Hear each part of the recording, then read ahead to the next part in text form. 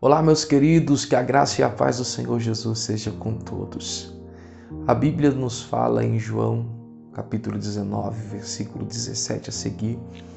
O texto vai registrar o momento da crucificação de Cristo. A Bíblia diz que, tomando Jesus a sua cruz, ele partiu para um lugar chamado Calvário. O Calvário é o lugar onde Jesus passou pelo maior sofrimento e pela maior dor de sua vida. Foi no Calvário que Jesus ele foi crucificado.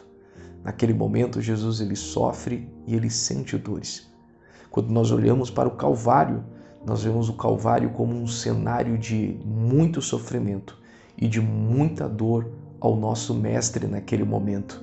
Mas quando nós nos aprofundamos no cenário do Calvário, nós vemos que do Calvário estavam saindo, em meio àquele sofrimento e em meio à dor de Cristo, do Calvário, estava saindo uma fonte de bênçãos naquele momento. E a primeira bênção que sai do Calvário é a bênção do perdão. Por meio do Filho, no sofrimento e na dor da crucificação, Deus estava concedendo perdão à humanidade. A segunda bênção que jorrava do Calvário naquele momento da crucificação era a bênção da dívida paga. O pecado deixou no homem uma dívida pela qual o homem é incapaz de pagar, mas Deus enviou seu Filho, que lá no Calvário pagou essa dívida do pecado. Uma outra bênção que estava jorrando do Calvário era a vitória sobre o inimigo.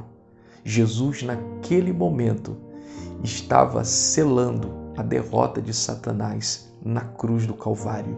O nosso Jesus venceu o diabo, venceu o inimigo ali no Calvário, e isso nós temos como fonte de bênção para as nossas vidas, que saiu de lá do Calvário.